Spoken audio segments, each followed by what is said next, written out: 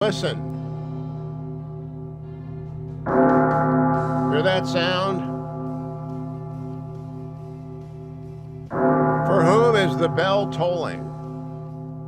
It is tolling for legacy media. And I think perhaps this is the, if not final tolling, the penultimate tolling.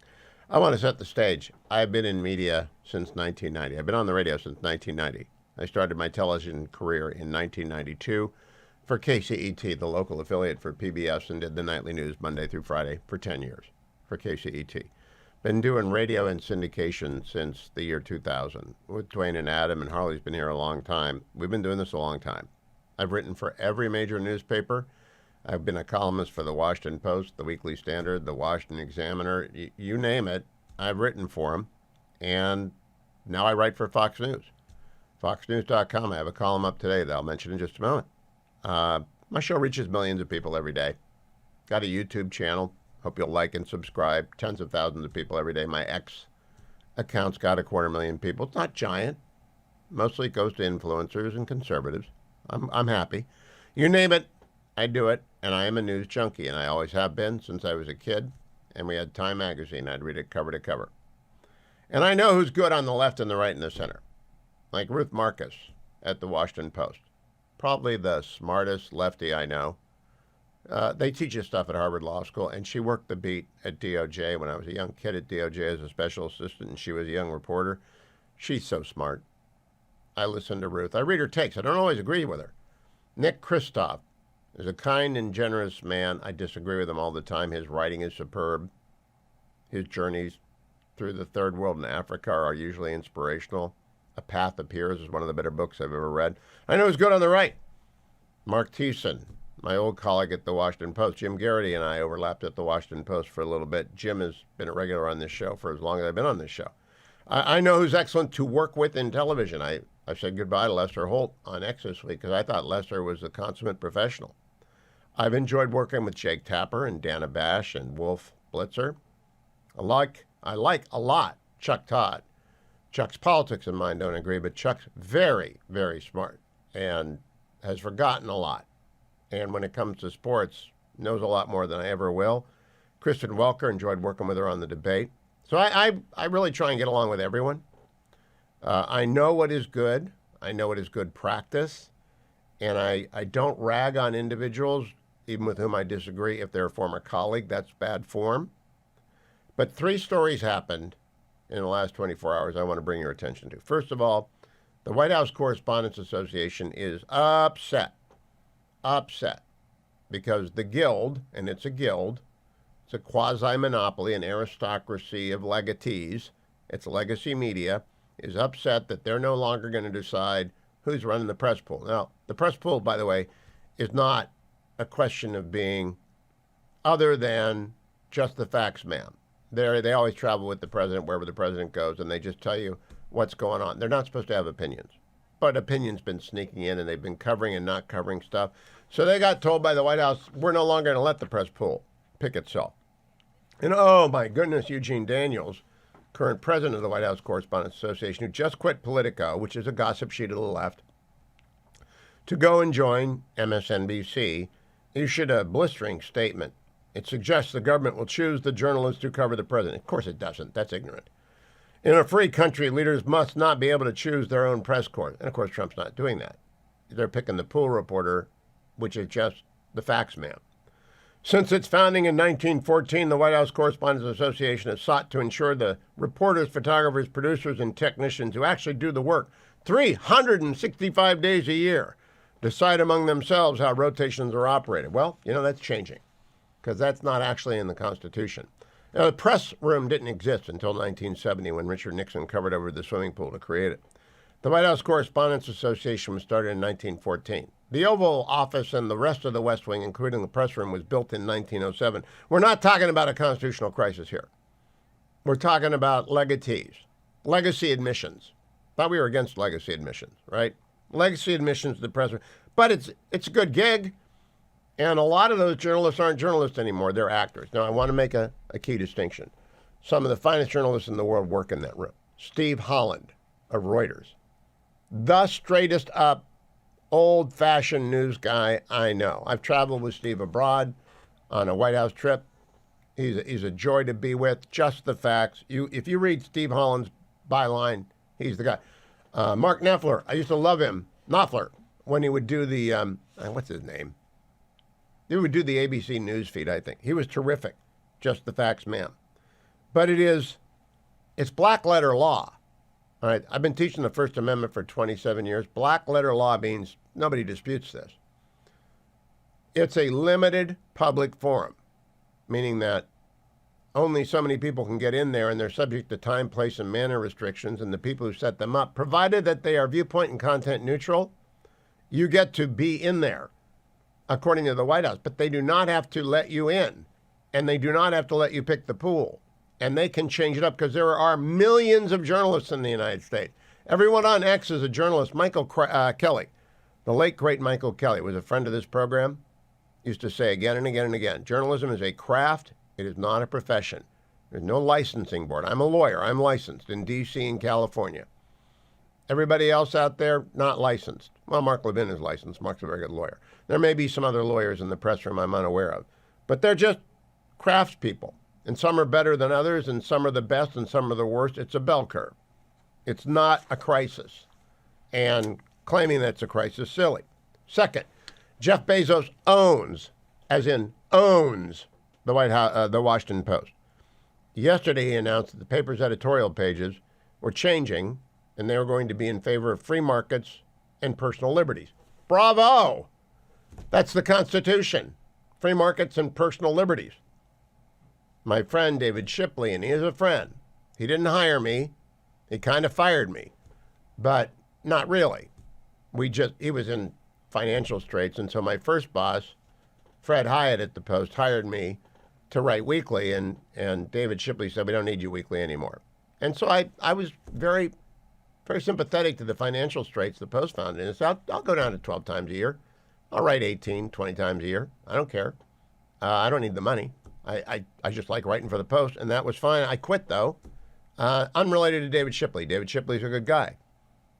But when Jeff Bezos, who owns the newspaper, and I lost $300 million last year, which is one of the reasons I said to David, sure, I'll renegotiate with you. You guys you're bleeding money. David Shipley quit. When the owner says do something, you can quit. David Shipley did. I applied, by the way, online yesterday. I said, this is my application, Jeff Bezos, to return to Post Opinions as its editor. It would take me about 6 weeks to make it interesting and dynamic again. This morning I added, update, no call from Jeff Bezos yet. I'm sure he's weighing among the benefits my knowledge of the talent pool, and my arrival would trigger the resignations of many of the people that he wishes would just leave anyway. It's unionized there. So that's number two. The upheaval in the White House Press Correspondents Association, the upheaval there. Then the Wall Street Journal this morning. Mystery disease linked to bats kills scores in Congo. I read. Subhead.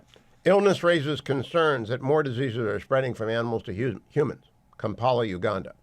A fast-spreading mystery illness linked to bats has killed scores of people in the Democratic Republic of Congo, with nearly half dying within 48 hours. The disease, which causes uncontrolled bleeding, vomiting, diarrhea, and other symptoms of hemorrhagic fever, has infected 1,096 people and killed 60 as of February 23rd. The disease was discovered in 3 children in the village of Boloko in remote Equator province last month. Children vomited blood, suffered nosebleeds, died within 2 days. A few weeks later, a second and larger outbreak was recorded 100 miles away in the village of Bumate, where hundreds of people are ill. Some 141 fell sick with the illness in a single week, the WHO said. This could be a new virus that has never been discovered, said Matteo Bassetti, professor of infectious diseases at Italy's University of Genoa. The WHO and the Congolese are still figuring out how the disease is transmitted. Now we come to paragraph 7. The outbreak comes as President Trump rapidly reverses U.S. policy on leading global health and relief work. He announced on his first day back in office that the U.S. would withdraw from the WHO. All right. I took to Twitter, X. I said, look, this is the second strike. One more of these. One more evidence of Trump derangement syndrome in your news pages, and I'm done. I'm going to the Financial Times. And Gerard Baker, who's been a friend of this show, been on this program a few times. Fine writer, extraordinary writer, Oxford man, American citizen, naturalized like Charles C.W. Cook, very smart guy, snapped back at me. I realize this is intended, like almost everything you write these days, Hugh, as primarily fan service for your followers. But pretending to take it at face value for a moment, is the Financial Times really more to your liking than the Journal? That's fine. That's a snide remark. But like Hyman Roth, this is the business we've chosen. I'm used to it. And during the break, I'll give you my response to Gerard. And I invited him on, by the way, today. Not sure he's going to take it up in hour number 3. The bell is tolling for Legacy Media. Gerard Baker is Legacy Media. He was the editor-in-chief of the Wall Street Journal. So obviously, he's defensive about his newspaper falling apart in the news coverage. The pages are still great. I go back to Vermont Royster and My Country Time. I like Robert Bartley. I love Paul Gigot. I read their paper every day on the opinion pages, and I used to read the newspaper. The news was the news. But if I'm reading about a new outbreak of hemorrhagic fever, and in paragraph 7 they jump to the implication it's Donald Trump's fault. That's what it is. I just say, I can't take this much more. I'm going to just drop you. I'm down to news items by John Ellis, the Free Press. I subscribe to those 2 things, the Wall Street Journal and Financial Times. Those are the only things I pay for. You get everything else for free. There are podcasts galore. News items covers the waterfront. The Free Press covers the waterfront. The Journal and the Financial. But I'm not going to pay for garbage. This is a garbage report. Gerard Baker comes at me. I realize this is intended, like almost everything you write these days, Hugh, as primarily fan service for your followers. All right, so that's pretty snide, right? That's not a, hey, do you really mean this? But then he got his insult in, so he said, but pretending to take it at face value for a moment, is the Financial Times really more to your liking than the Journal? And the answer is, it's going to be, unless you get rid of this nonsense, this ridiculous, hyper-partisan reporting. Because as I explained to him online, the Financial Times, right, it's a British newspaper, and they can be forgiven when they get stuff wrong. I don't read Edward Luce and their crazy columnists, but they, as far as I can tell, they report the news. They tell me what's going on. If they were writing about the outbreak of the fever in the Democratic Republic, it would have nothing to do with Donald Trump, because it has nothing to do with Donald Trump. And I can't help Gerard Baker overcome the burden that his paper has put on him. He's proud of his newspaper. He did a great job as editor. It used to be a great newspaper, and it's starting to stumble, like everything else has collapsed. Why is Legacy Media collapsing? I think Trump broke so many people. I think they hired a lot of young people who don't know anything. I certainly bring a lawyer's perspective to this of being able to spot BS.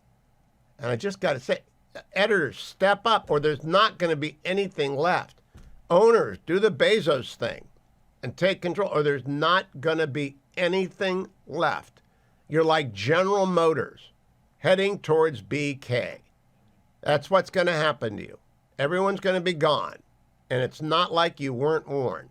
The bell that tolled at the beginning of this, it's tolling for you if you're in Legacy Media. Jobs are gone, platforms are dying, because there's a lot of good free media, including this program and this monologue, that's out there and that is unafraid to tell the truth and to praise the good on the left when it's good and uphold and find in the next generation of great reporters and writers. Boom, boom, boom is exactly what Ruthless podcast gives you every Tuesday and Thursday. I'm joined by Michael Duncan, one of the 4 fellas. Michael, great podcast this morning with Carolyn Levitt. How are the other fellas? 2 of them are down with the flu? Oh, we're recovering. We're recovering, Hugh. Thanks for having me. Well, great to have you, and it was a fine conversation with Carolyn Levitt. That's like a home and away series. You send Ashcroft over to the White House, and then she comes back over to the Ruthless studios, and it's really good. Duncan, yeah, you are the seasoned veteran, right? So you're like the Mickey Lolich of these 4 guys. I'm dating myself. And so the other ones are youngster. You're the seasoned veteran. I want to read you 7 paragraphs and ask you if I'm nuts or not. This is from the Wall Street Journal this morning. A fast-spreading mystery illness linked to bats has killed scores of people in the Democratic Republic of Congo. The disease, which causes uncontrolling bleeding, vomiting, diarrhea, and others, has infected 1,096 people and killed 60. as of February 23rd. Paragraph 3. Disease was discovered in 3 children in the village of Boloco. Paragraph 4. A few weeks later, a second and larger outbreak was recorded 100 miles away in the village of Bamonte. Paragraph 5. This could be a new virus that has never been discovered, said Matteo Bassetti, professor of infectious diseases at Italy's University of Genoa. Paragraph 6. The WHO and the Congolese are still figuring out how the disease is transmitted. Paragraph 7. The outbreak comes as President Trump rapidly reverses the U.S. policy leading global health and relief work. Well, there you go. There you go, Hugh. I mean, these people are addicted to conflict with Donald Trump. You know, it's the herd mentality of the Washington media to do so. Rather than just reporting the facts, they have to put it in conflict with the villain as they see it. And that is always Donald Trump, which is why, and you mentioned it earlier, our interview with Caroline Levitt, it's just such a fresh breath of air in Washington, you know, versus the previous administration. It seems like they're dead set to break this, I don't know if you call it boys club or fraternity of Washington media, and open it up to more people so that we can hear more voices. You get more straight reporting because, Hugh, you and I, when you read a story like that, you just want the straight news, right? This is important. And we want to know where it's going, given everything that happened with COVID years ago. But they can't help themselves, right? They got to make it about Donald Trump. Okay, part 2, Michael. I put on Twitter, on X, hey guys, this is your second strike. If you do this anymore, I'm done. I'm just going to go to the Financial Times. And no one less than Gerard Baker, who is a very good journalist, a serious writer, an educated man, snaps back at me. I realize your post is intended, like almost everything you write these days, Hugh, as primarily fan service for your followers, but pretending to take it at face value for a moment, is the Financial Times really more to your liking than the Journal? Look, Hyman Roth, this is the business we've chosen. I don't care if people throw stones at me. But do you think that's defensive? Do you think they understand that the barbarians are at the gate, are inside the gate? Yeah, I don't know what's going to wake them up if they haven't been woken up to this point. I mean, they've lost all credibility. They've lost the trust with the American people. That is why people aren't reading, why people aren't subscribing, why people aren't watching. I mean, there's a reason why they're calling 2024 the podcast election. It's because, you know, in the aftermath of COVID and everything since, the American people went other places for news because they couldn't get the straight facts. And I mean, it's just, I don't know what it's going to take.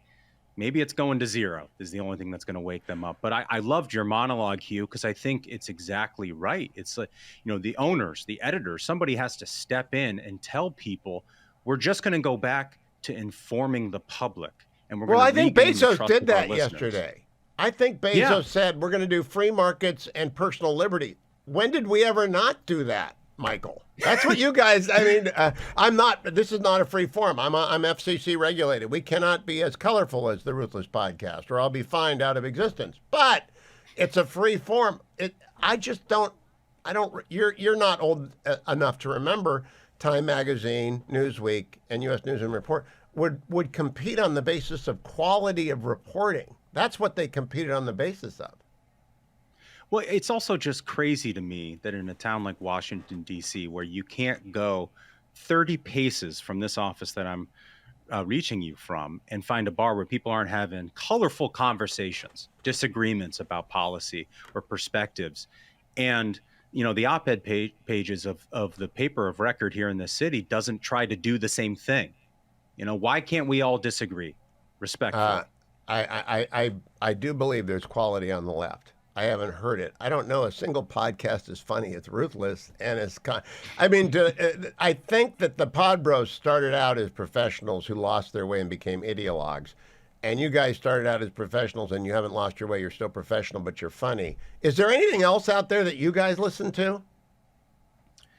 It's kind of all over the map, Hugh. You know, I mean, there's definitely people, I think, on the left who I might disagree with on absolutely everything. But I do find to be compelling people or interesting people. You know, Ryan Grimm from The Intercept comes to mind, or like Dave Weigel. You know, I think. Yeah, well, Dave's not on any spectrum. I don't know what he is. Well, and that's what makes him interesting. And I think that reflects a lot of the American people. You can't put them in one bucket. right? There's people that have, Republican opinions, Democratic opinions, conservative opinions, but there's, people are heterodox, and that's what makes life That's true. Oh, interesting. that's a good. The other thing I noted when I listened to Carolyn, is she 27? I think. Do you I think think it's so, yeah. the rising generation of people who are smart threatens the older generation of people who are lazy? I think that's a big part of it. But I think her confidence also comes from a place that she knows Donald Trump is delivering on the promises that he made on the campaign trail. And she talked in that interview about all the people who came from the campaign into the White House itself. And so they're keeping this campaign mentality of everybody who was in the foxhole together. And so she has this and exudes this confidence from the podium that for someone who's 27 years old, I mean it's remarkable. She is remarkable. Can you imagine Jen Psaki going to do Ruthless? No, not in a million years. But she should have. I mean, you guys would have been gentlemen. You absolutely would have been gentlemen. Karine Jean-Pierre could have done your podcast. You might ask her some tough questions. I think they lack confidence. Last word to you, Michael. You're very confident in what you believe because you know what you believe, and you've done it. I'm just beginning to think the left doesn't have confidence in their nonsense. Well, I think it's because they live in a bubble and they don't have their ideas ever challenged. And so, it's like that muscle in their brain has atrophied. And for people like us, we make a living having to constantly disagree with people. And, you get to work out that muscle a lot, which is what's fun about the business. And you get to read your opinion comments over at like and subscribe at Ruthless Podcast. Congratulations, by the way, on the plaque, even though it's gone. Do you think it's been hawked? I'm sure he has it over his mantle. No, I think you go find the place with the 3 golden balls, the pawn shop closest to you, and I think you're going to find the Ruthless Podcast plaque. Michael Duncan, always a pleasure to see someone from Ruthless. Go listen to the interview today. Carolyn Levitt sat down with Josh and Michael. The other 2 guys are victims of the plague, but it was a great conversation. Went up the hill with me this morning. Michael Duncan, always good to talk to you. I want to check the markets because Donald Trump's going to throw another 10% tariff on China. Now, these are national security tariffs, and I'm all for them. We have to break supply chain dependency on the communists. The Chinese Communist Party make all of our PPP. They make a lot of our drugs. They make many things upon which we rely, and we can't rely on the Chinese Communist Party. It'd be like relying on the Soviet Communist Party back in the bad old days of the first Cold War. No one would believe that. But we kind of bought, I was among them, people who thought Deng Xiaoping was the way of the future, let them into WTO. WTO will reform them, they'll become capitalists. Worked with Russia after the Soviet Union fell down, and for a while, now we got a dictator again. But Donald Trump's announcement has sent markets reeling this morning. AmericanFederal.com is where you go to buy gold. Gold's down a little bit today, $2,885 an ounce, and that's actually down 1.5%, $2,887 an ounce. If you're going to buy gold, you call 1-800-221-7694. You've been waiting for the dip. That's a dip. I don't know why, but it's a big dip. The Dow is off at this hour a 1/4 point. The S&P is down 1.2%, and the Nasdaq's down more than 2%. And it's because trade war. A lot of these companies do business with China. They do not like the prospect. China will go tit for tat, and it's fine from the national security. This book behind me, which is 7 Things You Can't Say About China, Tom Cotton's new book. I did a 7-part interview with him last week. Tom's new book is #1 on the New York Times bestseller list. All right? #1 on the New York Times bestseller list. 7 Things You Can't Say About China. You want to go and read that. But you might also want to buy some gold for the rocky times ahead. If you're going to do that with Nick Grovich at 1-800-221-7694 or go to AmericanFederal.com. If you want to sell some gold, you can also sell it to Nick. He does both. He's like Vegas, right? They're not making money on being right. They're making money on being fair. You win the bet, they pay it. You lose the bet, they take it. And there's no vig. It's just they set the odds and they make sure that half you are going to lose and half you are going to win. And that's how they work. Nick makes it on the commission. and gold at 2,885 is a lot lower than 2,955 last week. Not a lot lower. It's down a couple of percent. And it might go back up again. A lot of people think 3,000 is coming. All I know is that for the past 100 years, gold more than kept pace with inflation. So if you're going to buy gold, do it with Nick Grovich. Let me also remind you that my friend Dennis Prager is only gone for a while. We hope Dennis can still be heard every day. If you've got Dennis withdrawal, go listen to Pragertopia. I asked a couple of weeks ago on the Ultimate Issues Hour, why did God create us? And Christians, Catholics, and Protestants have almost always answered, and it's a beautiful answer, to glorify God. My answer is that God wants us to enjoy life, and that glorifies him, which is true. Happy religious people glorify God, and good religious people glorify God. Now, if you want to join Pragertopia and get Dennis every day, just go to Pragertopia and do that. I want you to subscribe to a different sponsor. Now, you've heard the American Legislative Exchange Council on this show for years and years and years. They cover the states, the state of the states. They're following everything that's going on in the state legislatures. And they have a weekly newsletter. And you can get it at alec.org/Hugh. alec.org/Hugh. And you'll love the work of John Williams and everybody on his team. Once a week, they will get you this newsletter, and you'll know everything that's going on in the states. In Iowa, they're lowering taxes. In Tennessee, they just did school vouchers. There's a lot going on, and ALEC is driving it all. The American Legislative Exchange Council is driving it all. They are the go-to people. And Jonathan's an economist, but he's a lot of fun and he's smart. And the Education Freedom Alliance, they are involved in cutting state taxes wherever they're involved in permanently extending the federal tax cuts. They're go-to people, and we love them. There's a letter that came out from Attorney General Bondi today about the Epstein files. Now, Generalissimo, would you check me? Have I ever, in 25 years, discussed Jeffrey Epstein on the show? Not voluntarily. You may have had a caller or two that brought it up, but Yeah. certainly not voluntarily. It is. Are you covering it on Dwayne's World at all? I am, and the reason I'm covering it is because of what the New York field office has apparently done. Well, that's why I'm about to cover the Epstein files. And are you going to cover it with Lilacs? I'm not going to cover it with Lilacs. All right, I'm going to do the story right now. I just wanted to check. I don't think I've ever covered this because he's a creepy man who's dead, and his client, the people who flew on his plane, is not dispositive of anything. And I'm a lawyer, and I respect people's innocent until proven guilty, and I don't really believe that flying on his plane, even if you go to his private island, is dispositive of anything. You need more, and I don't deal in that.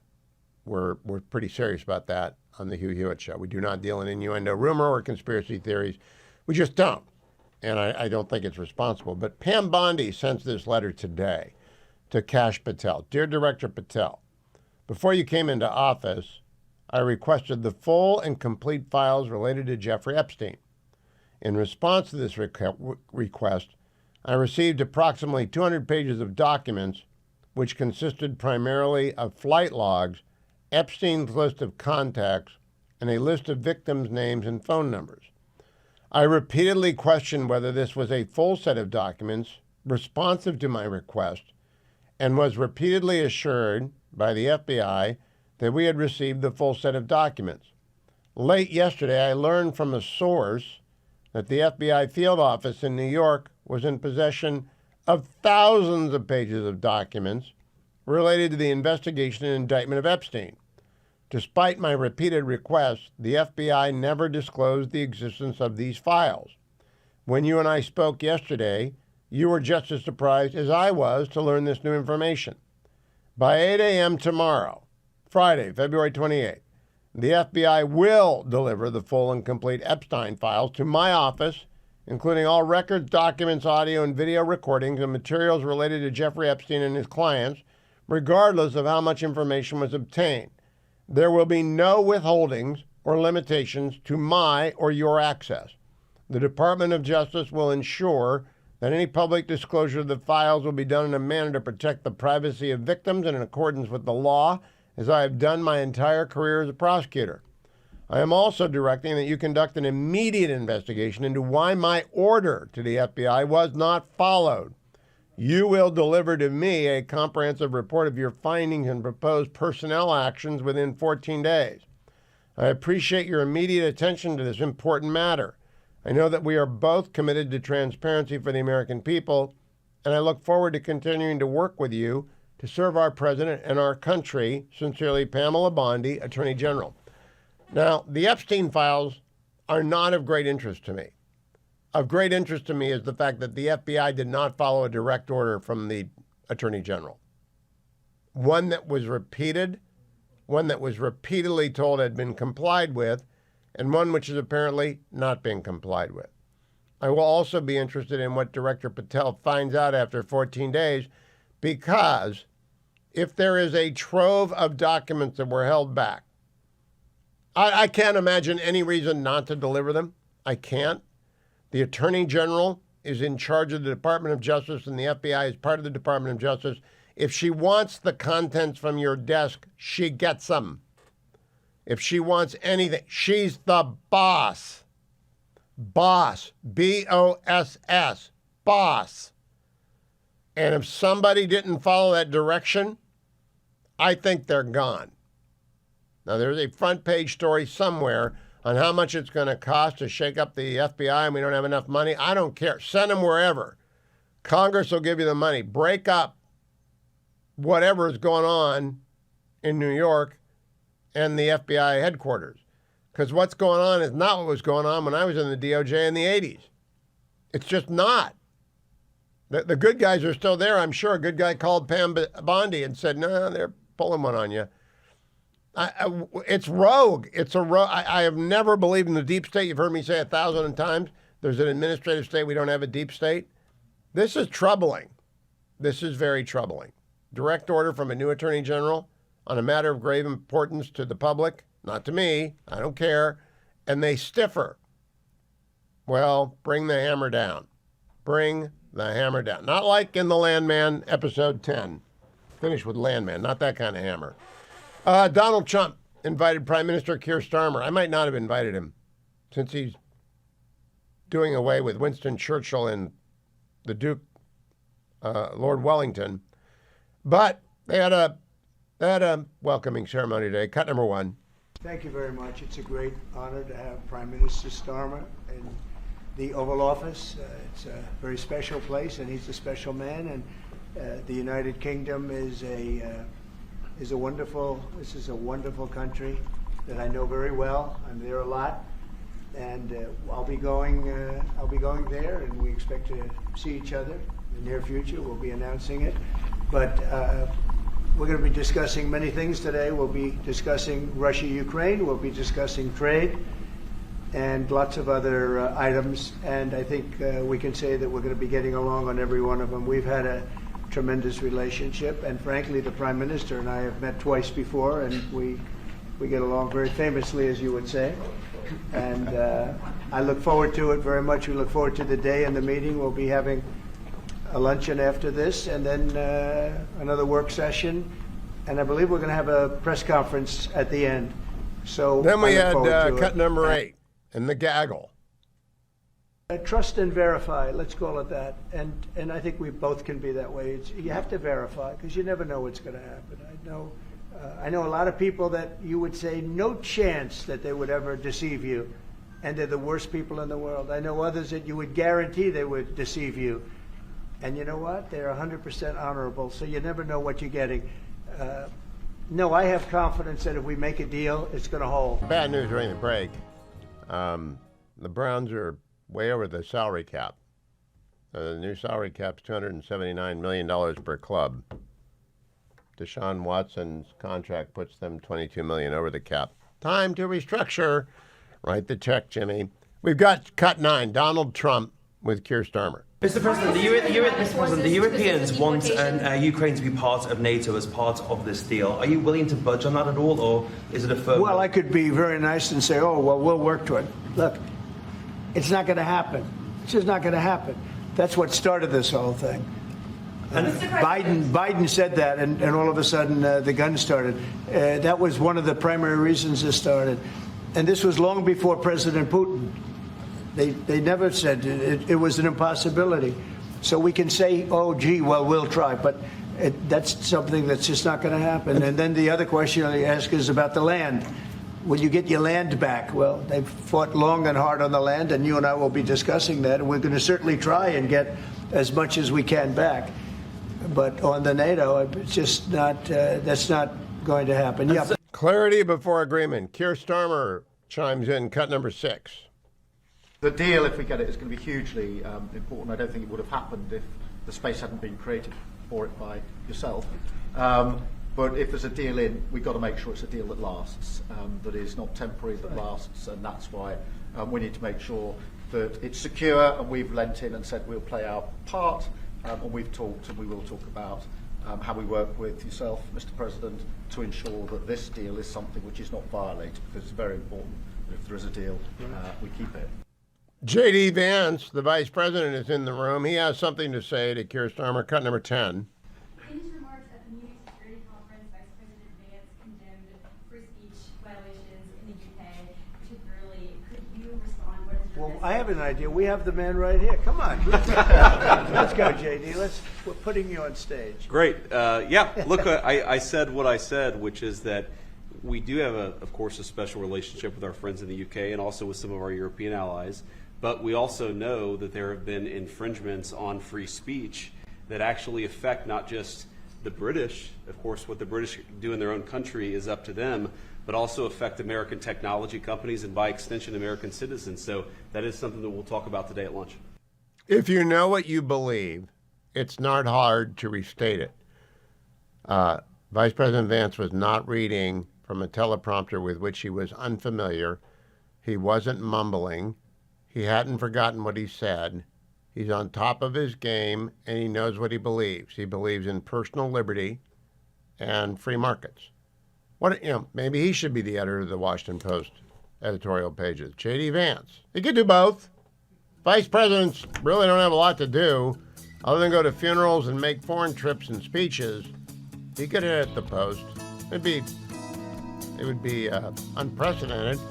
It, too, would get rid of a lot of the people that Jeff Bezos wishes would leave because he's losing $300 million a year on the Washington Post. One of my great sponsors is Conservatives for Lower Health Care Costs. One of their great spokespeople is former Congressman Ryan Costello.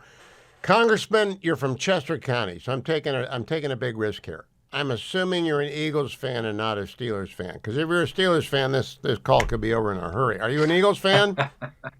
For sure. Okay, thank God. I should have worn my Eagles sweatshirt. Well, I was afraid. We don't let Steelers fans. I'm from Cleveland. We don't let the Steelers people. I should let you know, Hugh, since you mentioned Chester County, Saquon Barkley just moved to Chester County. Little known fact. Well, I'm glad, and congratulations. You won a Super Bowl, and that's more than the Browns have ever done. But you're also a Villanova lawyer. Now, my old partner, Gary Walensky, told me that it was accredited by the ABA, but he never demonstrated those kinds of skills. Is it, in fact, accredited by the ABA? It is, in fact. All right. Ryan, tell us a little bit about Conservatives for Lower Health Care, and then let's talk about Big Pharma, and so that you're not surprised. I have said for years, my older brother, I call him Mycroft, scientist, toxicologist, worked for Big Pharma for years. He's retired. I love their drugs. I hate their lobbyists because they screwed us on Obamacare. So that's where I'm coming from. Tell me what Conservatives for Lower Health Care Costs is up to. Sure. Uh-oh. Are you frozen? I froze up for a second. Are we okay now? Yep, Good. You're back.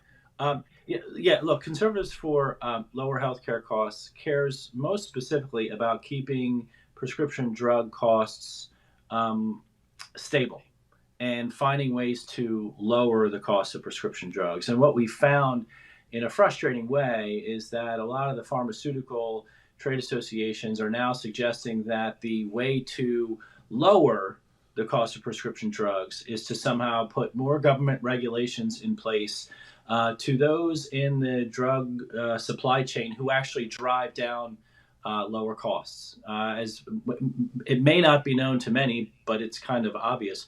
Who controls the cost of the list price for pharmaceutical drugs? It's the pharmaceutical companies. And to your point, pharmaceutical companies, they innovate, they discover, they spend money on R&D, and it's led to a healthier society.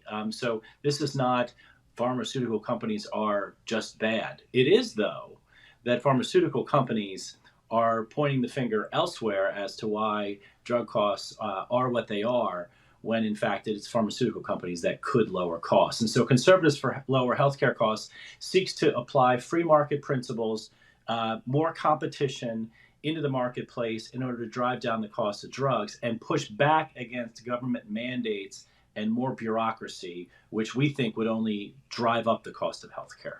Now, in the lame duck, big pharma's lobbyists. And again, I like to distinguish between the scientists and the hired guns. And the hired guns are fine. I mean, everyone's got to work. 100%. I don't mind lobbyists. I'm not a lobbyist, but lobbyists do good work. But they often, there are a lot of them. And it's not really a fair fight. During the lame duck, they tried to tweak the outgoing Congress into giving them a windfall. Is that still on the table? It is. It is. And when you hear talk of we need PBM reform or we need to eliminate the middleman, what they're basically saying is we don't want anyone, we Big Pharma, don't want anyone to negotiate with us in a manner that forces us to lower costs. And what PBMs do, in short, is they take health insurance plans from employers and consolidate them for more scale, and then go to pharmaceutical companies and say, instead of you saying this is $100 per script, we want it for $20.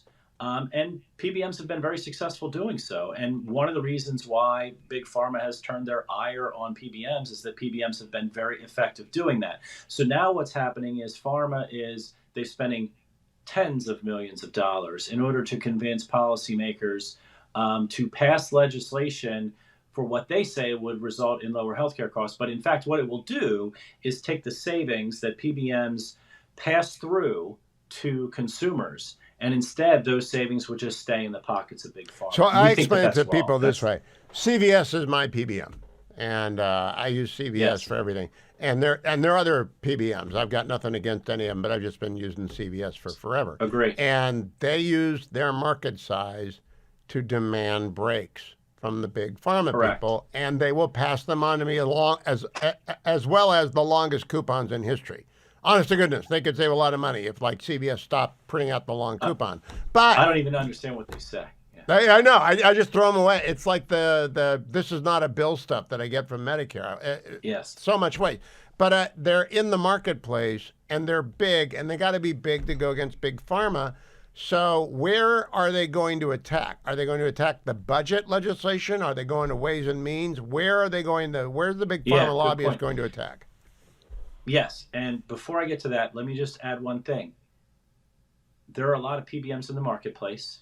This is not legislation that would favor one PBM over another. It's not that sort of thing. And in fact, what we don't want is more regulations, because what that will do is lead to less PBMs in the marketplace, which means less competition. The more competition you have in the marketplace, there's a tendency to drive down costs over time.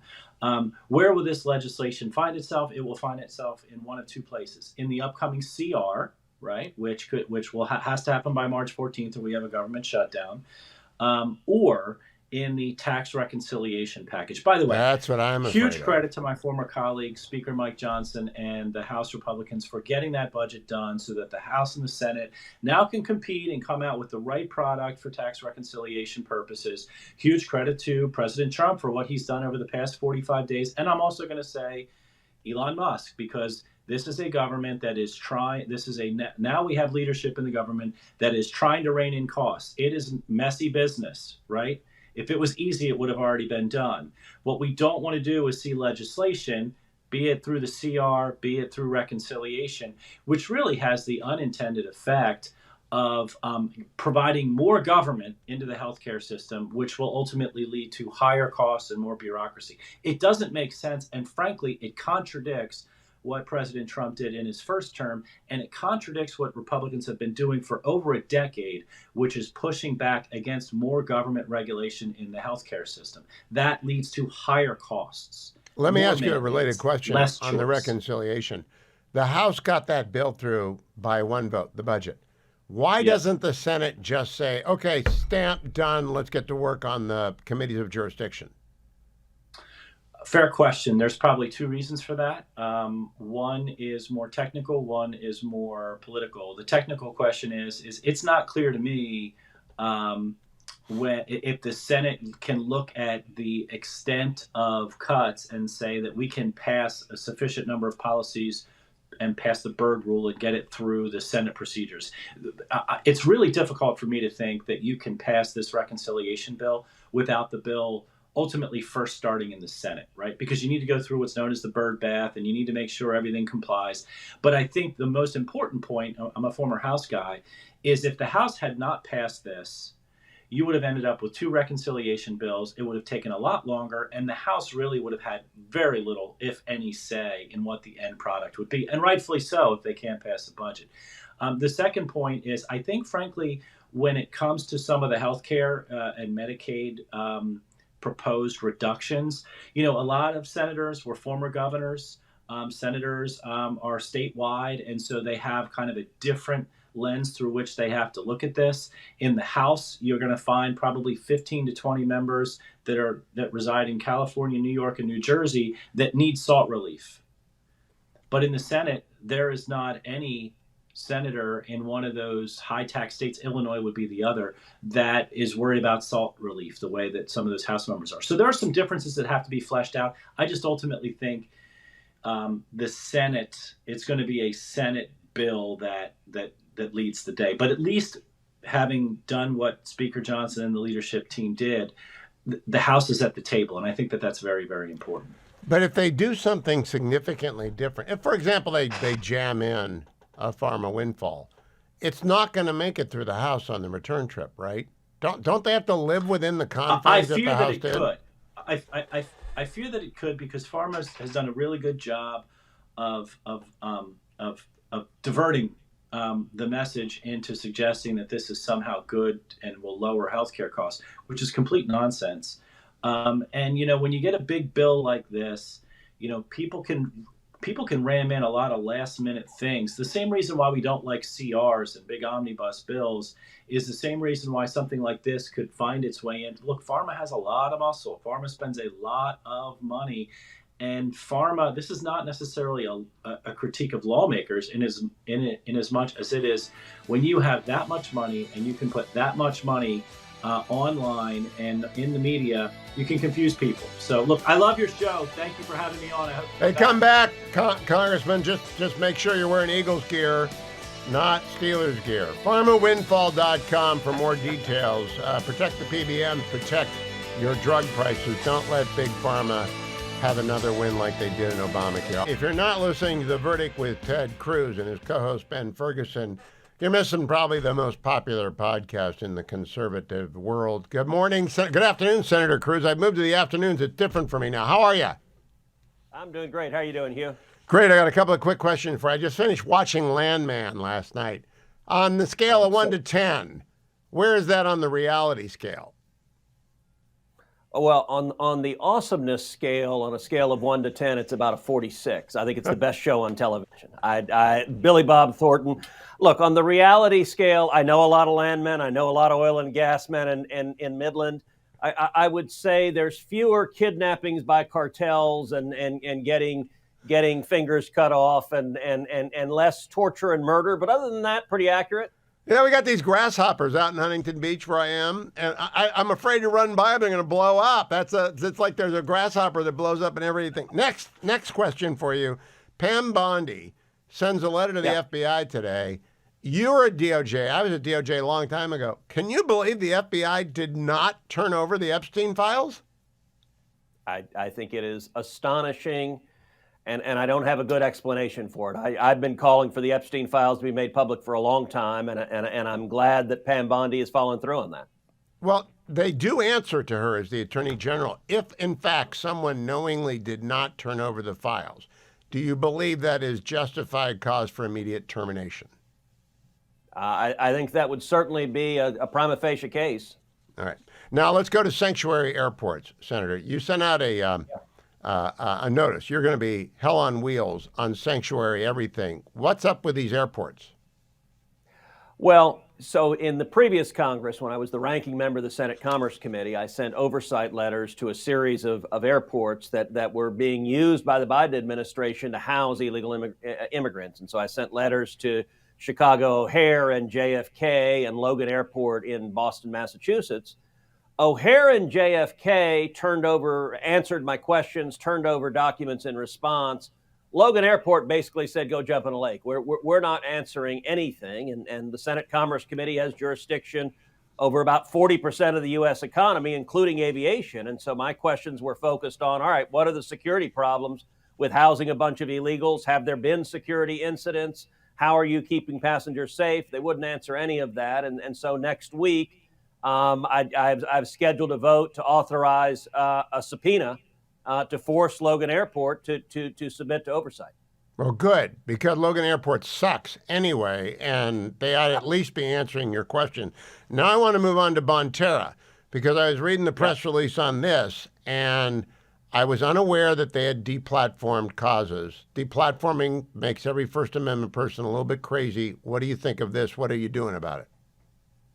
Well, so last year, also in my oversight capacity, I issued an entire report that went through a number of tech platforms that use their terms of service to deplatform conservatives, and it's another aspect of censorship that gets less focus. So Bonterra, for example, deplatformed the Independent Women's Forum, and so in that investigation, and so I'll send you the whole report because I detail a lot of instances, and they're following a playbook that the Southern Poverty Law Center sent out of denying which, as you know, is a left-wing radical group that hates conservatives, and they'd laid out a strategy of denying critical infrastructure and architecture needed for conservative groups to communicate with their supporters, to communicate with the world.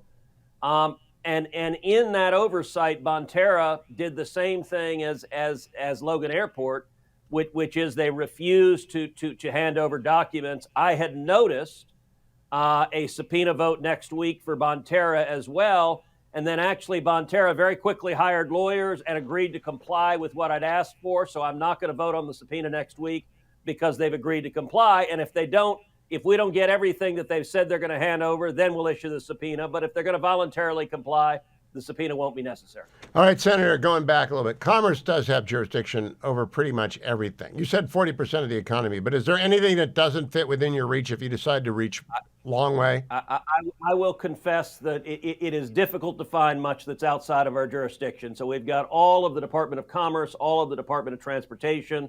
We've got everything that moves. So we got trucks and trains and cars.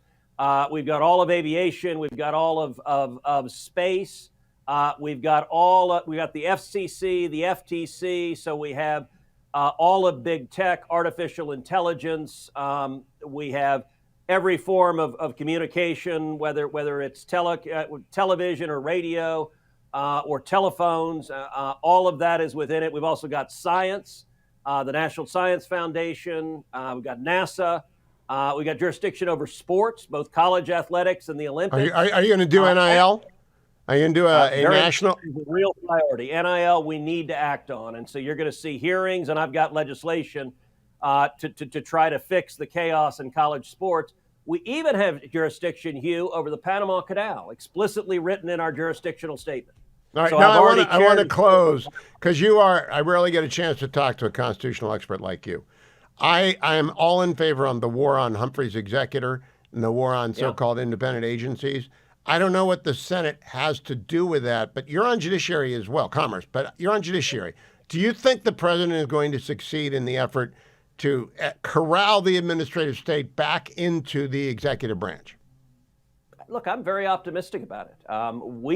I got to say, in the history of the Republic, we have never seen a president hit the ground running the way Donald Trump has this second term.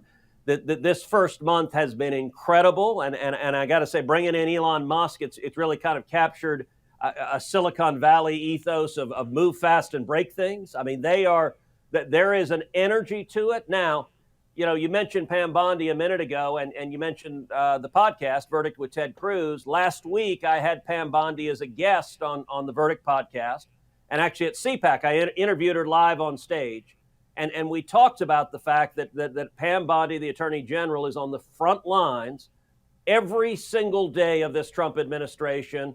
The president and Elon Musk and the administration are going to be sued. They're going to be sued by Democrat attorneys general. They're going to be sued by left-wing activist groups. And she is leading the fight. And I asked, what she said in response to that. And she said 2 words: we're winning. We're winning. Okay, last question, Senator. I believe President Biden left behind 5 vacancies on the appeals court of the United States. There might be more coming up. Maybe 1 or 2 of those tried to cancel it. Will every vacancy be dealt with expeditiously at judiciary? Absolutely. And we saw President Trump's first term, the judicial nominations they may have been the single most consequential legacy he had from that first term, nominating principled constitutionalists, the Senate confirming them, and it is going to be a major priority this second term as well. I like to say he built the trampoline, now he's just jumping on it, and that's all I need to know about. I also want to thank you for your support of the AM Radio in Every Vehicle Act. And is that going to get a vote again? So it is. I've already voted it out of committee. So we had a vote a couple of weeks ago in the Commerce Committee, and it came out of the Commerce Committee with overwhelming bipartisan support. It's my bill, along with Ed Markey, very liberal Democrat from Massachusetts, and the 2 of us teamed up together to protect AM radio. And I'm actually hopeful that we'll get a vote on the floor of the Senate in the next week or 2. I'm pressing for, if it goes to the floor of the Senate, it'll pass overwhelmingly, and then we'll get it through the House and get it to the president's desk for signature. Thank you on behalf of everyone who works for AM Radio and depends on it. Senator Ted Cruz, The Verdict with Ted Cruz, one of the most popular podcasts in America. Like and subscribe it. Joined by Josh Kraushaar. Hello, Josh. How are you? Great, Hugh. Great to be back with you. Josh, I read a bit for the weekend edition of the Town Hall Review of the Bebas eulogy. Pretty difficult to read, harder to hear. What do you think is the situation in Israel vis-a-vis resolve to resume the war? I read it. I actually heard John Podhoretz on the Commentary podcast yesterday read it in full. You can't not break down in tears after listening to the heartfelt remembrance of his wife Shiri, his 2 kids who were cruelly murdered by Hamas. It's just painful to think about. Look, the public mood in Israel is very torn. It's been the case for quite some time, where Israelis have sort of had to decide between trying to get all the hostages out versus, going back to, in this case, I think, ripping up phase 2 and any other agreements and going after the bad guys, going after Hamas and getting them out of power. Public opinion in Israel has tended to, at least in recent weeks, favor doing everything possible to release the remaining hostages, though the footage in recent weeks of how Hamas has just mocked and just exploited these handover ceremonies, and the news about the Bebas family has really outraged, as it would any civilized people, the Israelis. Look, everything we hear from the administration and from the Netanyahu government is there's still negotiations, as precarious as they may be, taking place. There's not strong signals that at least immediately that there's going to be a war again, or at least the IDF going back into Gaza in big numbers. But it's a very precarious moment, and as long as Hamas is in charge in Gaza, there's not going to be any real future. So there's still an American there. Idan Alexander, I believe, is still the American hostage who is alive. There are 21 other hostages presumed to be alive among those, and 4 bodies came back today. Prisoners were released today. I'm just curious as to your personal thought, Josh. Not a prediction, just what's your sense of where we're going with this? Well, there's a sense, not just in Israel, but with the administration, that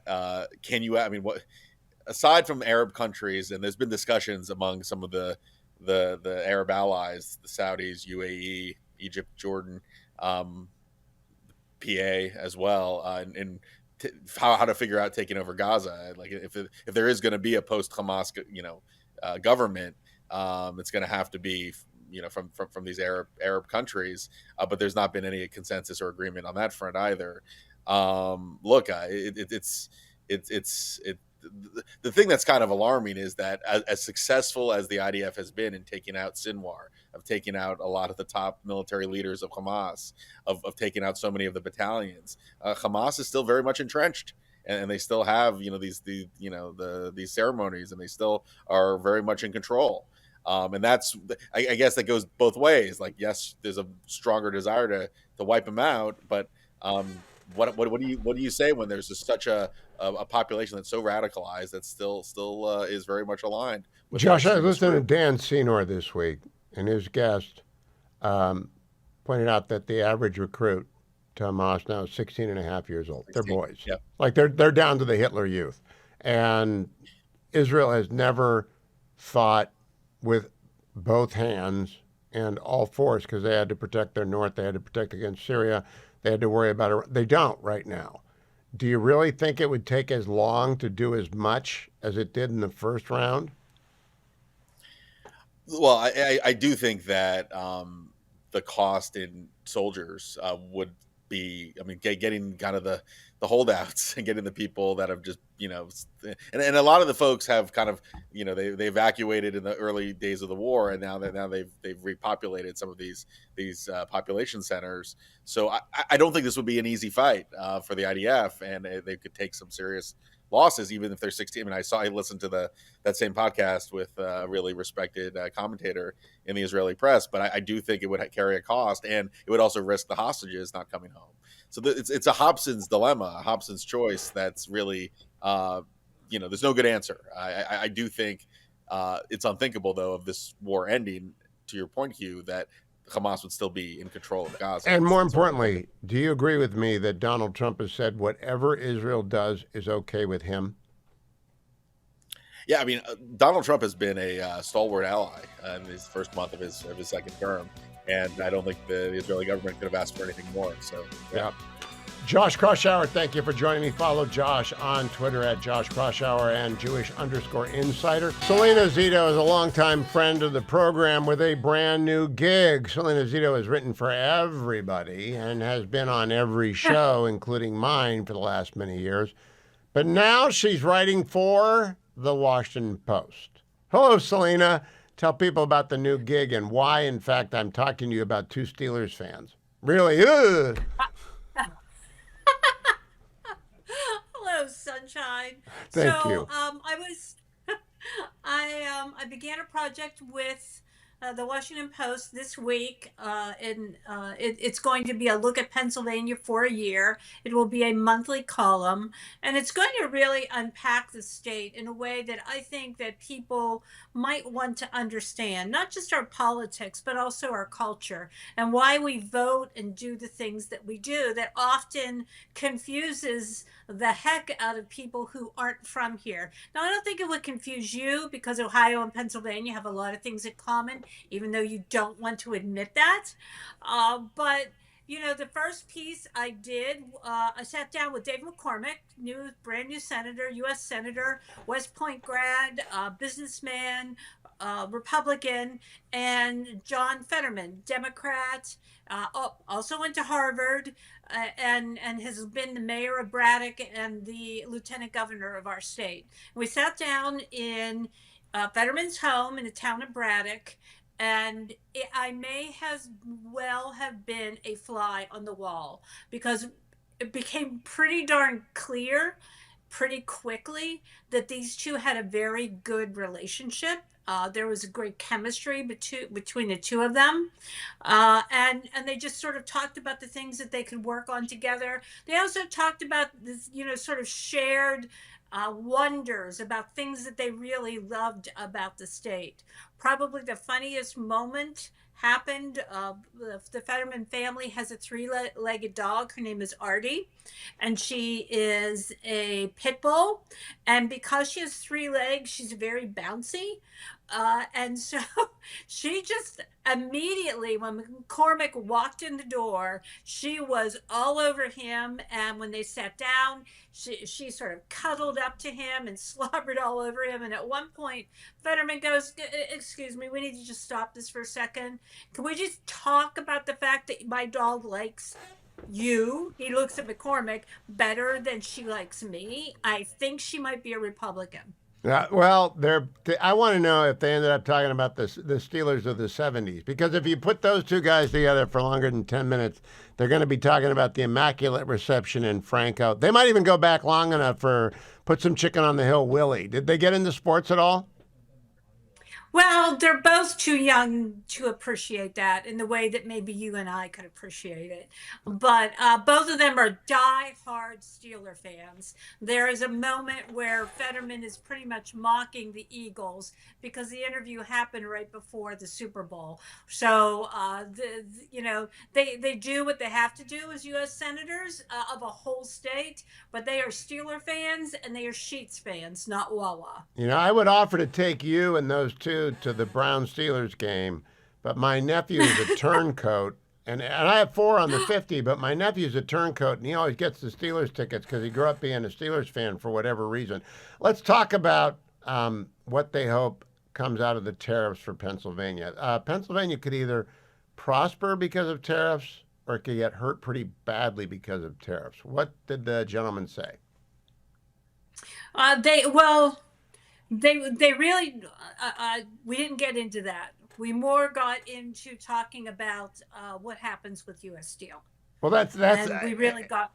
Tell me what they thought, because that is a tariffs question one removed. Right, that's true. But we talked mostly about ownership. The importance of the ownership being majority U.S., a majority American U.S. ownership. There's no moving off of that for either of them, nor is it for the president, for President Trump. It is very, very important to him that U.S. company is owned by a U.S. company, and of that, the three of them are shoulder to shoulder. So how do they make that work, Selena? Because they got an offer on the table from Nippon, I believe, right?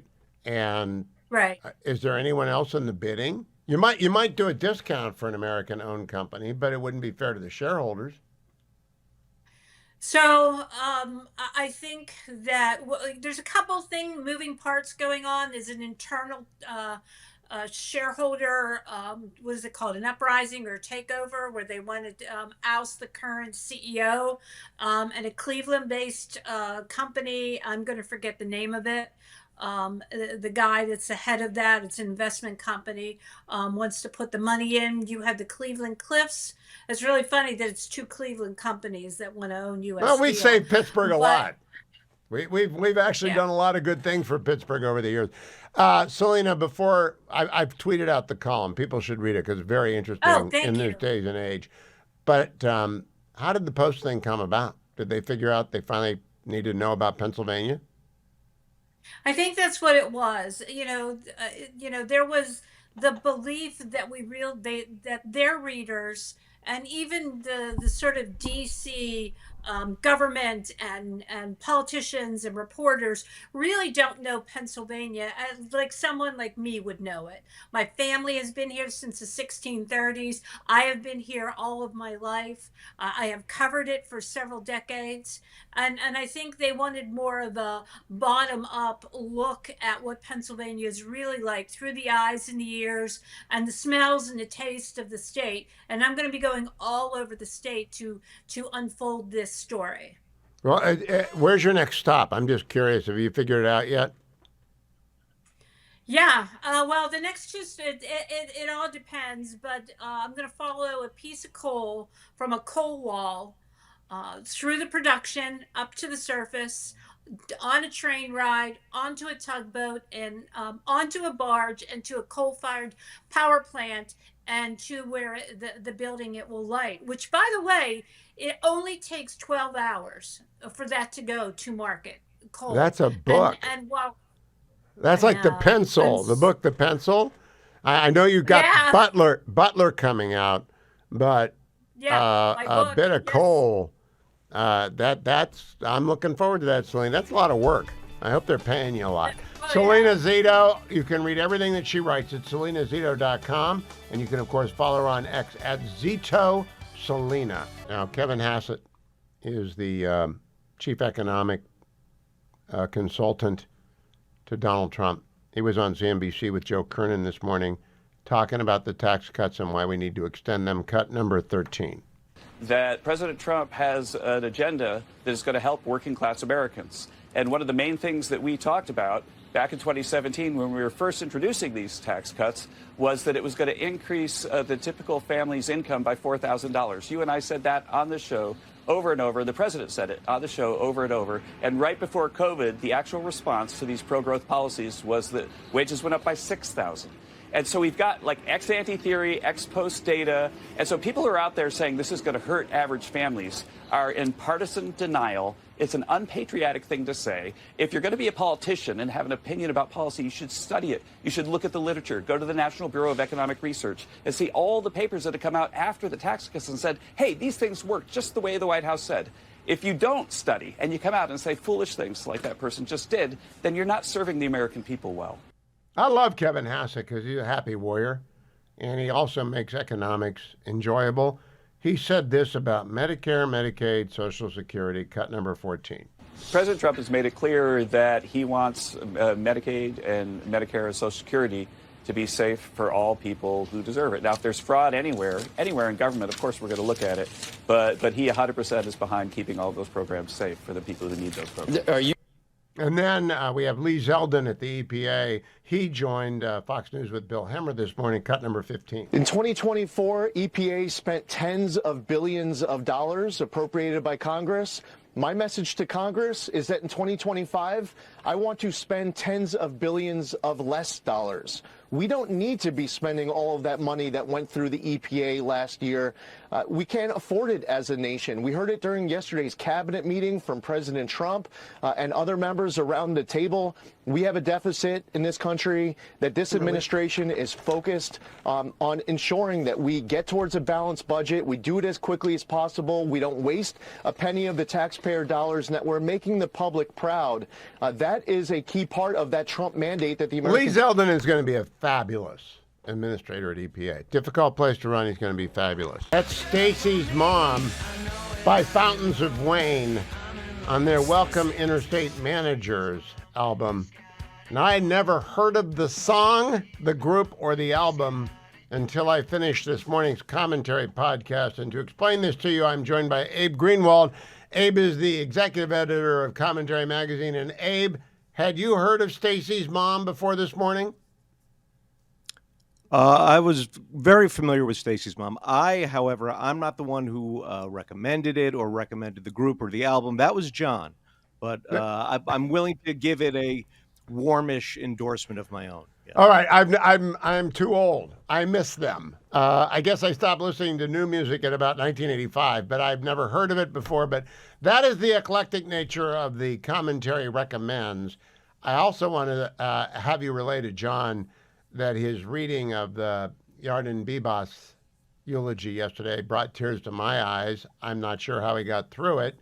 And I wonder what you think a day after is the mood among American Jewry about what Israel ought to do next. Well, when he read that I had no idea he was going to read that. He just read it. And we were all, just like, it was a gut punch for everyone. And I said to him after, I could have used a trigger warning. It's very hard to gauge something that people are tempted to call the American Jewish community's opinion on this, because the American Jewish community is really quite factional and politically so. There has certainly been a stiffening of the spine generally. More politically liberal American Jews have shifted right throughout the course of the war with Hamas. But I think it's impossible after seeing the grotesquerie of the hostage handovers, the body handovers, the cruel celebratory tone on Hamas's part during all of this. I think if you're a Jew in America or anywhere, it's almost impossible not to have your blood boil at that. The problem is that those images and what's been happening with throughout the hostage deal sort of can work to strengthen both sides of what people think Israel should do next. In other words, when you see all that, you say on the one hand you say, my God, we got to get everyone out because look what they're doing to these poor people. We have to get the hostages out. On the other hand, you say we must destroy Hamas down to the last man. And on a practical level, there is some problem reconciling those two goals, and has been from the start. There are also, and I don't know how many people there are, like Abraham walking towards Sodom and Gomorrah. If I can find 20 people, do we spare the city? I'm sure there are 20 innocents in Gaza, and I'm sure some of them are as old as Kafir and Ariel. I'm sure that there are babies who suffer in Gaza, but I don't know that I would be sending any more aid into Gaza if I were Israel, and I don't know that I would wait anymore because it's torture for an entire people, and it's torture. I'm not Jewish, but I got grandkids that age. It's torture for everyone, and the barbaric nature of their acts, in fact, destroy the souls of the people who observe them. There's a community effect far beyond Jewry. The aid has slowed down the war effort. This was deliberately done by the Biden administration and others. This focus on aid, and in slowing down the war, you dragged on the suffering. And of course, the aid is stolen.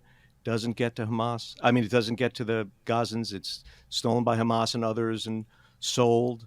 And as all recent revelations have shown, there was not a famine crisis in Gaza. So, yeah, the aid has been a red herring that I think is long past time to put to rest. So Dan Alexander is an American. He's still there. And his life will be at risk, as will the other 21 living hostages if they go in. But it seems to me, especially after today, the Columbia crazies were back out today. Abe, did you see the story? I did. Our own Seth Mandel wrote something about it at the commentary website, which I highly recommend. Yeah.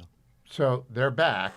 That was predicted on the podcast throughout the summer that they would be back, and they are back. And if the war begins in earnest, there is no ending this until Israel ends Hamas.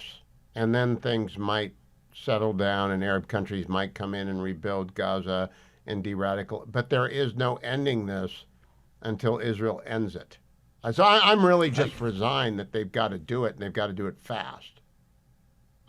I'm in agreement with you entirely. And I think Israel has to do it for its national security, obviously, for its very existence.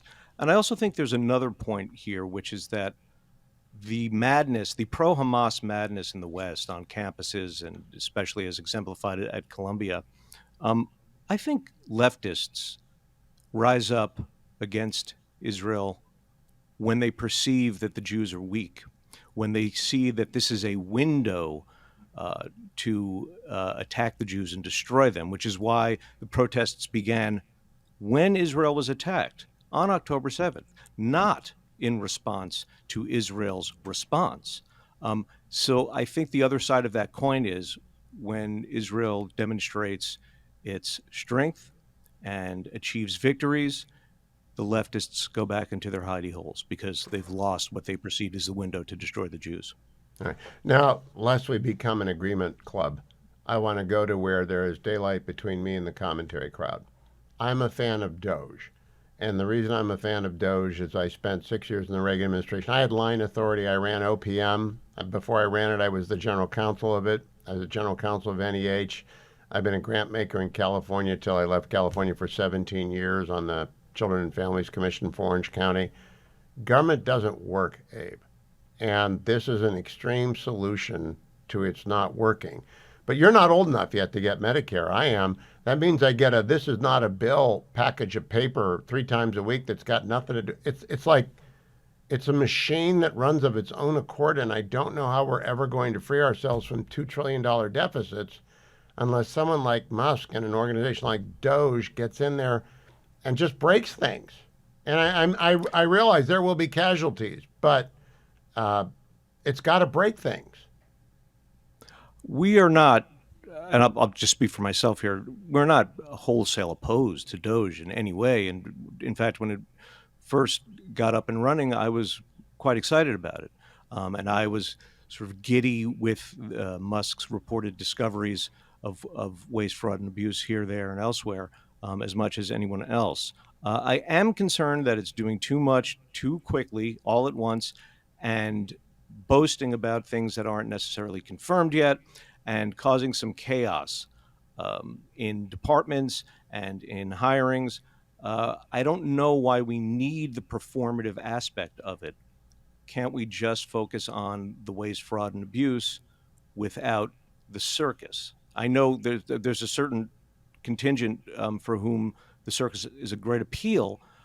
I think it's a hindrance. I think you could get more done if you didn't make such a sideshow out of it, and I think Musk is doing that. We've tried with various commissions, Pete Peterson, sequestration. We've tried everything before, and it does make big mistakes. I fell for the 150-year-old receiving Social Security, and they weren't. That was just the number of people who've been receiving Social Security for 150 years. It was a dumb thing to do. They're going to make a lot of mistakes, but I despair of change. We're running a $1.7 trillion deficit. I don't know that he can fix that without an entitlement reform, but entitlement reform only comes after you've proven to everyone that OPM, which has 6,000 employees, and I got to tell you, it's more than a bell curve.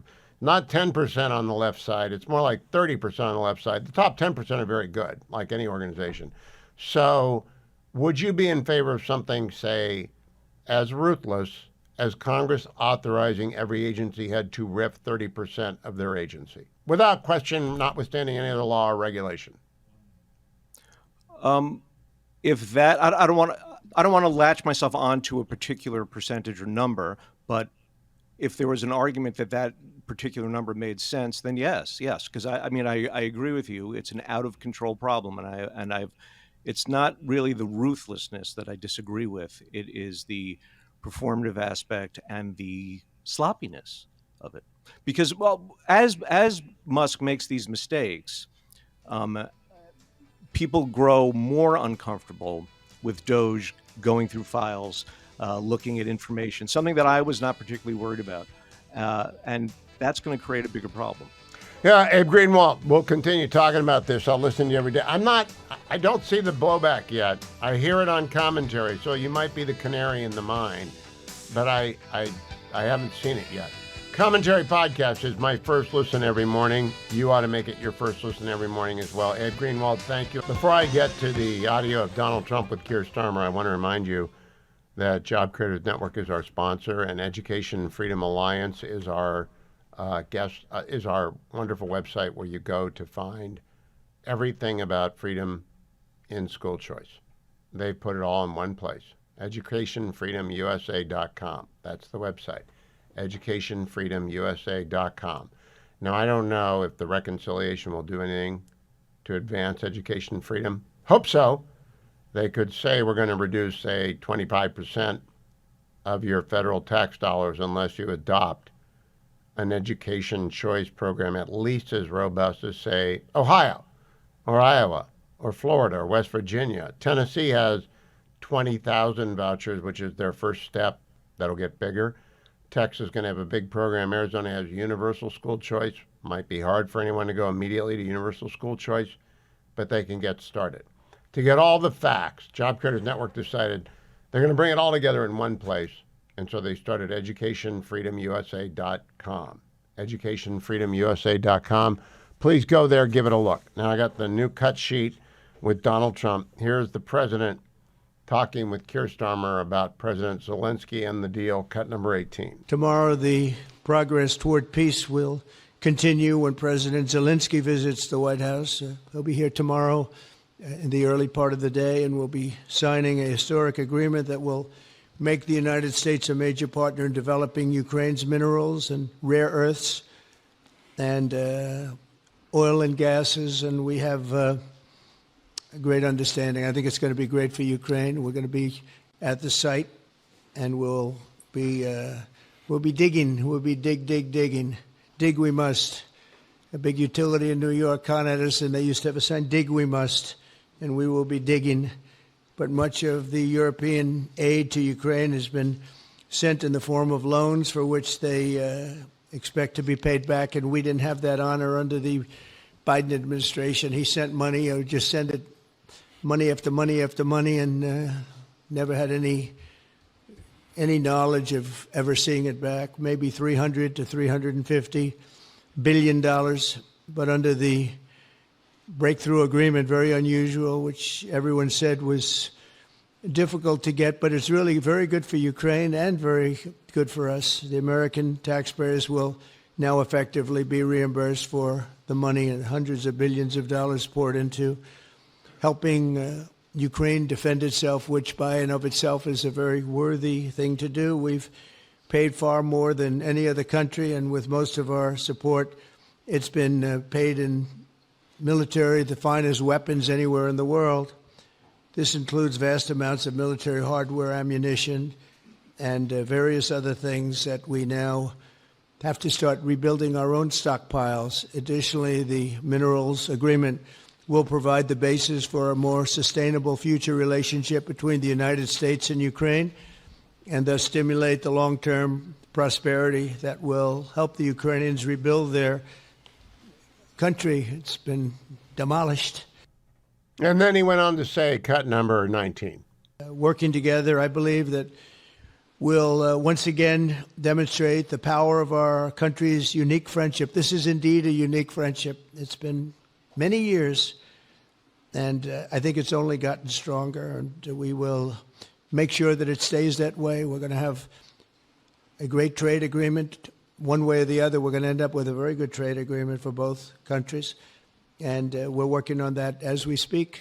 I think we'll have the confines. I think we'll have something maybe even in terms of possibilities agreed to very shortly. JD's working on it, Vice President, and Scott, and I'm just looking this all from Mike. You're going to work on it. Everyone's going to work on it. We'll see if we can do something pretty quickly, but we're going to make some great trade agreements with the UK and with the Prime Minister, and it'll happen very quickly. So I just want to thank you again, and please thank King Charles for the invite. And the invite what came up earlier in the Oval, cut number 2.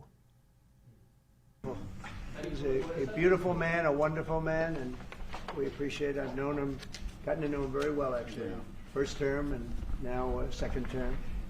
Perhaps you'd like to say what that very important paragraph. Yes, so this is a letter from His Majesty the King. It's an invitation for a second state visit. This is really special. This has never happened before. This is unprecedented. And I think that just symbolises the strength of the relationship between us. So this is a very special letter. I think the last state visit was a tremendous success.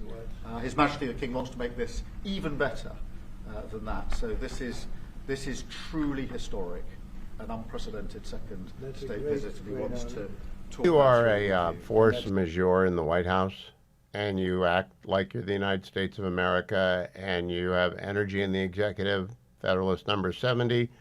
Yeah, King Charles wants to come over for an unprecedented second state visit. Cut number 20, after the meetings. I use tariffs to even things up, and in particular with China, we took in hundreds of billions of dollars, and we had no inflation. And it's a myth. It's a myth that's put out there by foreign countries that really don't like paying tariffs, and especially to even up. So we've been treated badly by a lot. We're using tariffs. And I find, and you just have to look at the numbers, but I find that it's not about inflation. It's about fairness, and the inflation for us has not existed, and I don't think it's going to exist. We're going to bring our car industry back. We're going to bring our chips back. We're going to bring so many things back to our country, including pharmaceuticals and drugs. And the thing that's going to get us there is tariffs. And I say often it's my favorite word in the dictionary, but I always preface that by saying now, because I got into a lot of trouble with the fake news where they say that's not good. So I say God, love, family, wife, they're all my favorite words. But tariff is about number 4 or 5 on the list. But I will tell you, it's going to make our country rich, and it's going to stop us from being a laughing stock all over the world, because we have been taken advantage of like no country has ever been taken advantage of. I fully support the tariffs on China, 100%. Go for them. Cut number 21. Do you support Article 5 of the NATO treaty? And are you concerned that it might be triggered if European peacekeeping forces end up in Ukraine? I support it. I don't think we're going to have any reason for it. I think we're going to have a very successful peace, and I think it's going to be a long-lasting peace. And I think it's going to happen hopefully quickly. If it doesn't happen quickly, it may not happen at all. And we want it for 2 reasons. Number one, I want to see the on key a thing is humane basis. Article 5, fine. Doug Burgum was on Fox Business with Stu Arney this morning. The new Secretary of the Interior had this to say about energy. Cut number 16. Why do you say that energy is the key to American prosperity? Well, I say it because it's true, but President Trump says it in almost every speech. Energy is a component in the price of everything. It's in the price of your food because of the diesel that's in a tractor. It's in the price of any product you buy in a store because it was transported there, likely using some form of, for sure, using some form of energy. And we need more energy to win the AI arms race with China. That's an existential threat for us to win the AI and the quantum races with them. And we don't have enough affordable, reliable energy in this country. And President Trump understands that. The wars that we've been fighting, proxy wars that we're engaged in, they're being funded by our adversaries by their oil sales. And so we can get peace abroad, prosperity at home, if we become energy dominant. And President Trump's created the National Energy Dominance Council. He's asked myself to chair it, Chris Wright, the head of the Department of Energy, to be the vice chair. And about half of that cabinet group is also on the council, and all of our jobs together is to unwind the Biden administration's attack on U.S. energy and deliver affordable, reliable energy for Americans. Energy is freedom. It's also lower prices. And lower prices means lower interest rates. I sent a note off to Andrew Del Rey, one of my sponsors, andrewandtodd.com. They were Sierra Pacific Mortgage. I sent a note off to him today and said, what is going on with interest rates? Because the House passed the budget. It's not a done deal. The Senate isn't going to rubber stamp it. I don't know what's going to happen, but it's a first step. Because the budget has to pass both houses, and then they got to get together and pass something that reconciles both houses. Then they have the blueprint, and it goes to the appropriating committees and to the authorizing committees.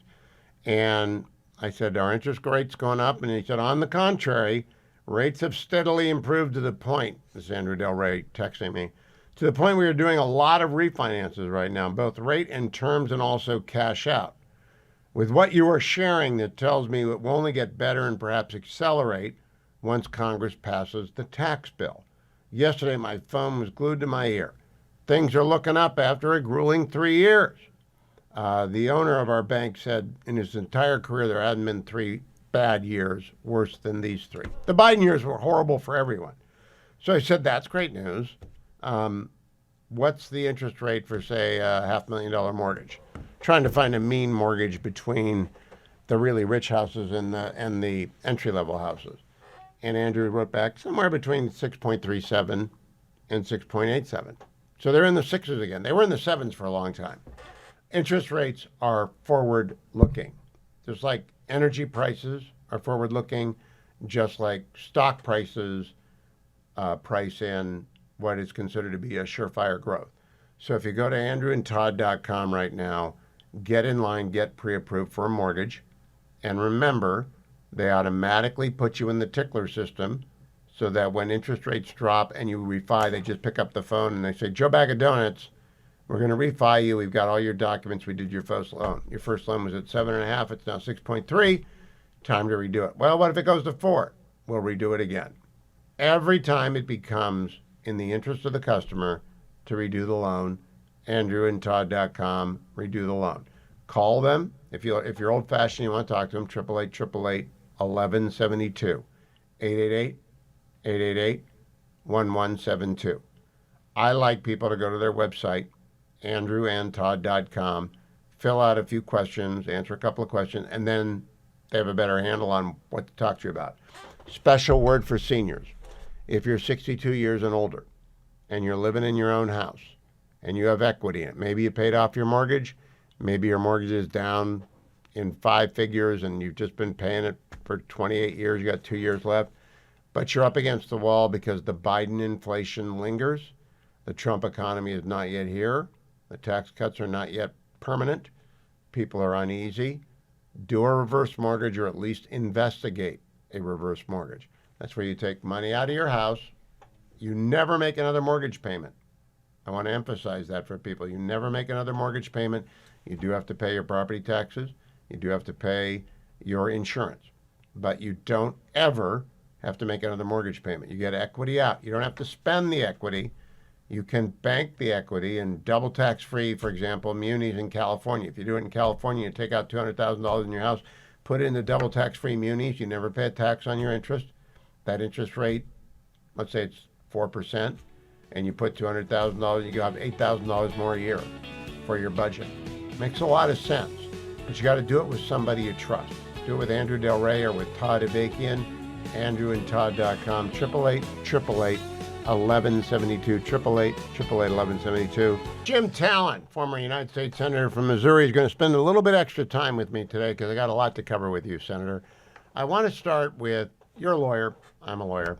Pam Bondi is the Attorney General. A couple of weeks ago, she said to the FBI in New York, I want the Epstein files. And they sent her a few hundred pages. She said, is this all there is? And they said, this is all there is. And then she got a whistleblower saying, actually, we got a lot more than that.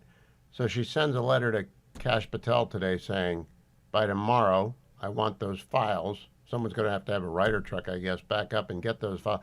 And in 2 weeks, I want to report on why I got stiffed. Good for her. What do you make of that? Well, I'm one of the few people who's never followed the whole Epstein thing very closely, but I think I'm going to after this, because I'm just wondering why they don't want to turn over those papers. Now, obviously, from a standpoint, it's just another example of how the Bureau, at least the upper levels of the Bureau, have gone rogue. I mean, it's her decision. As you know, she has the authority. She wants the files. And by the way, if I was in the administration's position, I would want to see those files too, because of the incredible amount of suspicious activity. I mean, the man kills himself before he can be prosecuted, and the TV cameras just happened to be off that day. So now it's another example of the Bureau thinking it's a law unto itself. You know, Senator, I checked with Dwayne. I've never talked about the Epstein files in 25 years. I think he's a dirtbag. I think he did dirtbaggy things. But the fact that someone's on his plane, you know the presumption of innocence. It's not dispositive of anything. Somebody might have wanted to go to his island and had no idea what was going on there. So that's not of interest to me. What's of interest to me is a rogue agency. And I mean, she's the Attorney General of the United States. I mean, my gosh, you don't get to say no. I think they're interested in this. Yeah, I think the administration is interested in this probably for the same reason it's releasing everything it has on JFK, because there are all these conspiracy theories circulating out there. I don't think the JFK papers are going to change the historical consensus very much, and I doubt the release of this information, with, of course, victims' names and identifying information redacted, I doubt it's going to change much either. But that's good, because it will put to rest all these claims based on, incidents and aspects of the case that are suspicious. So let's find out. That's what she wants to do. And in any event, it's her decision. It's not the decision in 14 of days, if Kash Patel provides a report in 14 days, says Agent B and Agent C decided that you didn't need to see these things, what happens to Agent B and Agent C?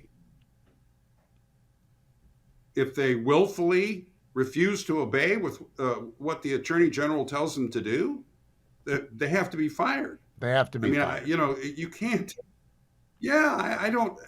This is being treated today as if that's something extraordinary. I mean, this is the highest level of political authorities next to the president in the United States. And if she gives an order, it has to be obeyed. I mean, a guy who you might know, I'm not going to mention him, he's concerned because he's an old DOJ vet and a veteran of the Reagan years, a good friend of mine.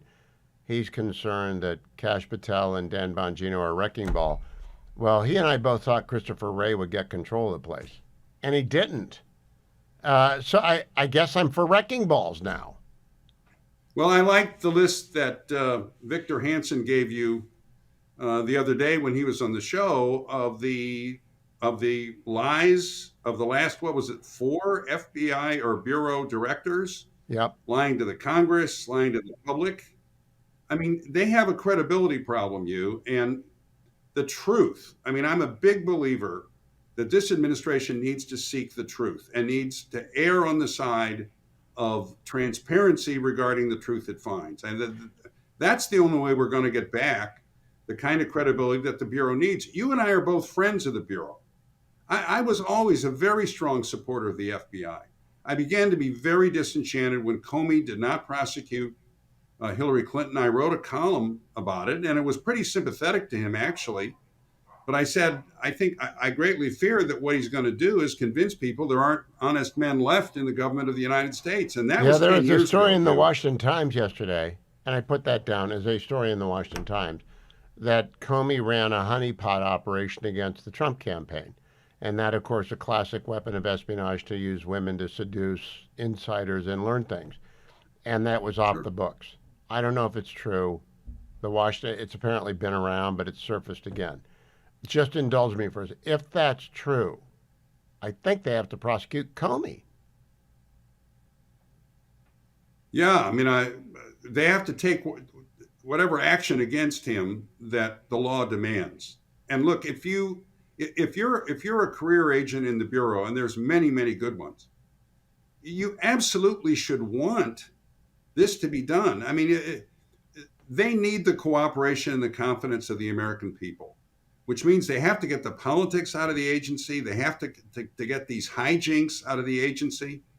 And we may need to do something, and Andy McCarthy's talked about this a long time, to separate, to take away from them the domestic intelligence portfolio and create a new agency for that, and then just have them be a criminal justice agency. And Andy may be right that the problems all began when we expanded their mandate to cover domestic intelligence collection, because they were never an intelligence agency. That's when I actually had my only experience with them, is when I was working for Smith and Meese, and there was an agent on the 5th floor who would provide us with FISA warrants, and I would review them, and the Attorney General would sign them, and they'd go to the court, and they'd get approved.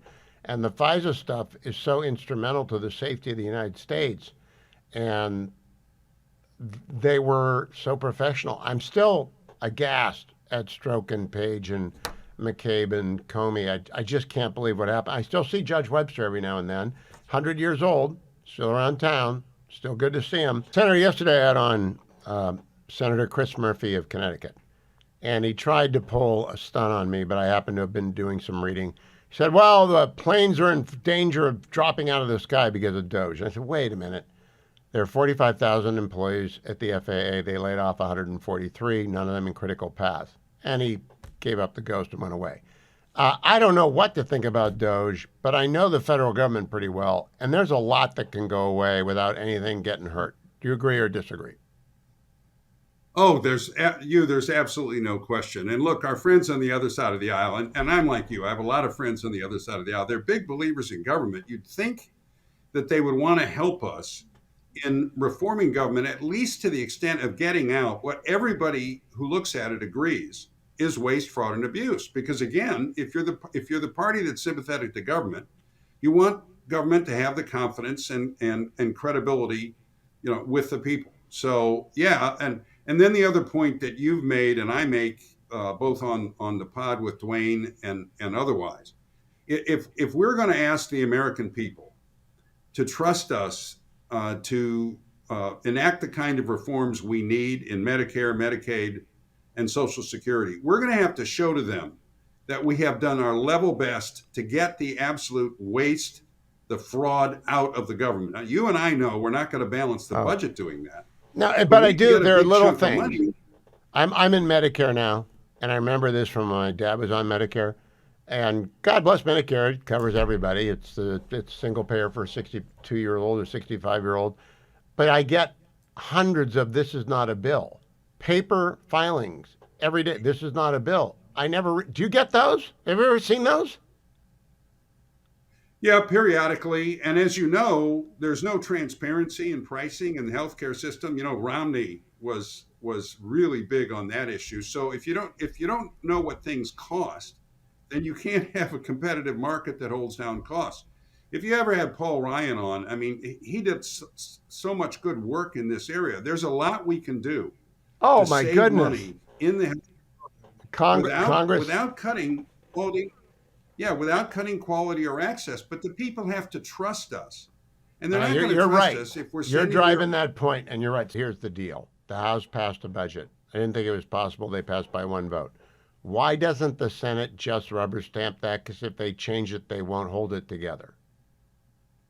Okay, so very briefly, everybody is in agreement that the bottleneck, and this is unusual in Washington, is the House and not the Senate. In other words, that we have to follow the process that makes it most likely to be able to pass everything eventually in the House. But they very strongly disagree on which process is most likely to produce that. So the senators think you get a success early, success builds on success, then you can focus on the tax and revenue raising and budget provisions.